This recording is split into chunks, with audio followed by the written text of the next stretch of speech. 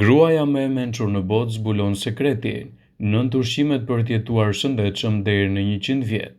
Me kalimin e viteve, sigurisht që organizmi është i pari që fillon të shfaq problemet e tij. Kjo ndodh sidomos pas një moshe të caktuar që fillon pas moshës 45-50 vjeçare. Zhvillimi i sëmundjeve dhe gjendjeve të ndryshme të trupit varion edhe nga gjinia e personave ku shfaqen. Pra e shpjeguar thjesht, tek gratë, sëmundjet mund të zhvillohen ndryshe tek burrat dhe mund të zhvillohen në forma të tjera. Tek gratë kryesisht mbi moshën 50 vjeçare, hormonet fillojnë të luajnë një rol shumë të rëndësishëm në mirëfunksionet të organizmit. Kjo cilësohet si fillimi i menopauzës dhe është një simptom ku trupi nuk prodhon më hormone si estrogeni. Para se të fillojmë, bëni një like videos dhe ju lutem klikoni subscribe, do të na ndihmonit shumë.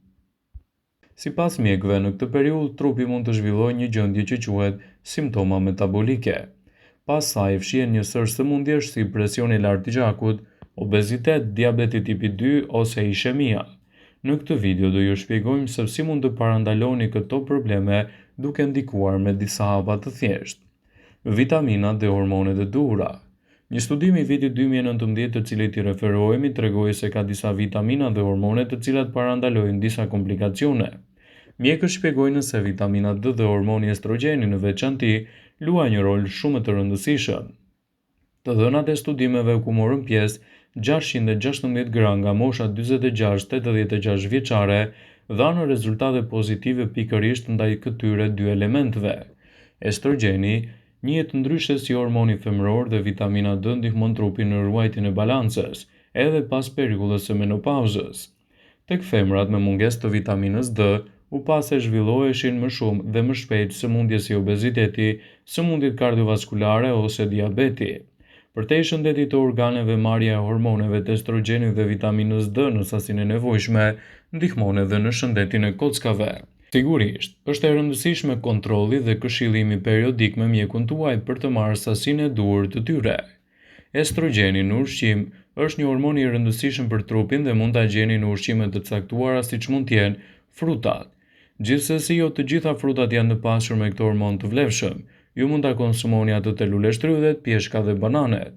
Gjithashtu, arrat, përveç se janë një ushqim që ju ngopin shpejt, janë të pasura edhe me estrogen dhe gjithashtu me element ushqyes për shëndetin e trurit, të cilat do të ndikojnë edhe në përmirësimin e gjendjes suaj, sidomos edhe me kalimin e viteve. Marilyn von Savant ka ofruar një zgjidhje për çështjen e problemeve të femrave të shumta, siç është mbajtja e trupit të tyre në formë.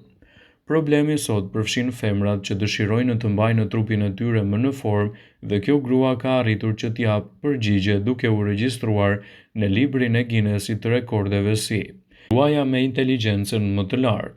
Në bashkëpunim me një sër projektesh për të rritur ndërgjegjësimin e njohurive dhe metodologjive, duke përmirësuar vetdijen e dietave dhe mënyrën e ushqyerjes për gati 3 dekada, citon ajo për revistën Parhat.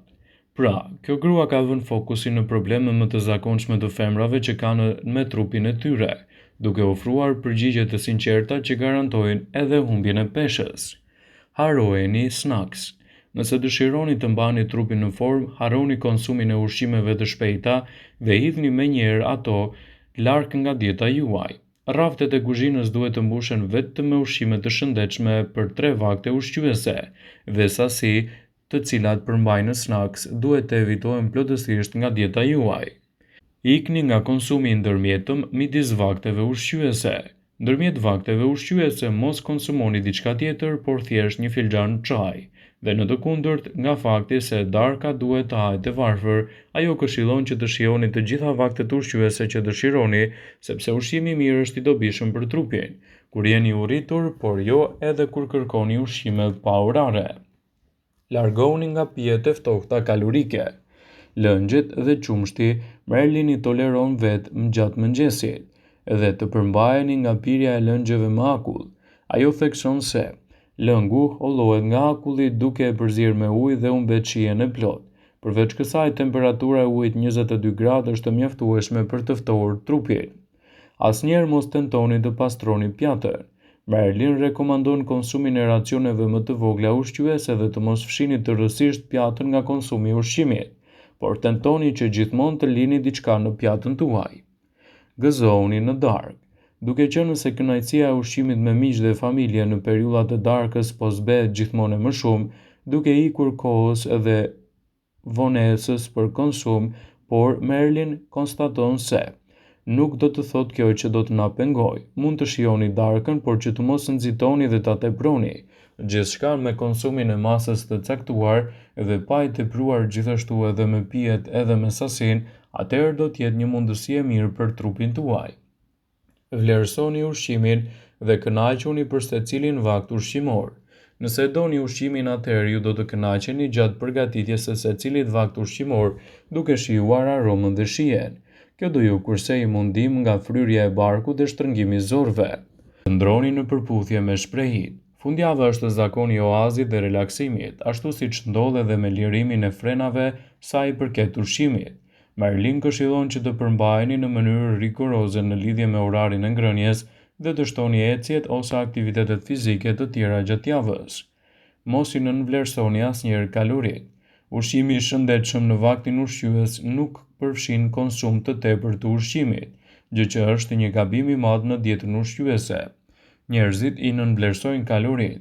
Merlin vlerëson një mëngjes dhe një drekë të lehtë me 250 kalori. Hani vetëm ushqime që ju i meritoni. Asnjëherë mos hanoni ka ushqimeve të këqija. Trupi juaj meriton vetëm më mirë.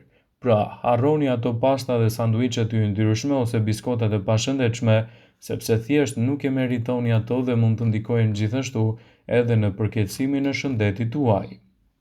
Nëse jeni mbi moshën 50 vjeçare dhe me siguri keni vënë re se ushqimi ju ndikon pak më ndryshe se sa kur ishit më të rinj. Me kalimin e moshës, nevojat tona ushqyese ndryshojnë me shprehin ju jeni ajo që hani, e cila bëhet më e rëndësishme se kur më parë. Gratë shohin se nivelet e estrogenit bien me menopauzën, gjë që çon në uljen e masës kockore dhe në një nevojë në rritje për ushqime të pasur me kalcium, që mund të ndihmojnë në parandalimin e osteoporozës, dhe si për gratë ashtu dhe për burrat, trupat humbasin aftësinë për të prodhuar insulinë, duke çuar në çekuilibër të sheqerit dhe zhvillim të mundëshëm të diabetit të tipit 2. Metabolizmi ngadalësohet gjithashtu veçanërisht pas moshës 60 vjeçare, që do të thotë se ushqimet me kalori kanë më shumë gjasa të shkaktojnë shtim të peshës. Dietologët sugjerojnë se njerëzit mbi 50 vjeç duhet të marrin këto ushqime në dyqanet ushqimore: erëzat si majdanoz, shafran ose rozmarin. Për shkak se kripa mund të kontribuojë në presionin e lartë të gjakut, doktoresh Nina Blackman, një mjeke në New York, sugjeroi kufizimin e kripës sa më shpejt që të jetë mundur. Në vend të kripës, ju rekomandohet të shtoni ushqimet me erëza, si për shembull majdanozi, shafrani dhe rozmarina. Fasulet. Sipas nutricionistes Tara Tamajno, fasulet janë një mundësi e shkëlqyer për njerëzit mbi moshën 50 vjeçare. Fasulet janë një burim i shkëlqyer i fibrave si dhe proteinave me bazë bimore. Fibrat janë lëndë ushqyese kryesore për shëndetin e zemrës, menaxhimin e sheqerit dhe kontrollin e peshës.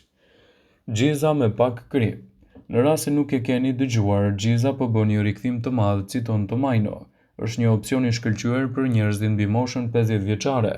Ky ushqim proteinik është një zgjidhje e shkëlqyer për çdo vakt të ditës. Shtoni në shportën tuaj zarzavatet me gjethe jeshile. Zgjidhni nga zarzavatet tuaja të preferuar ato me gjethe. Tamajno sugjeron spinaqin, lakrën jeshile, madje dhe brokolin. Këto perime janë të larta në fibra, hekur, magnez, kalium dhe kalcium, të cilat janë vendimtare për shëndetin e zemrës.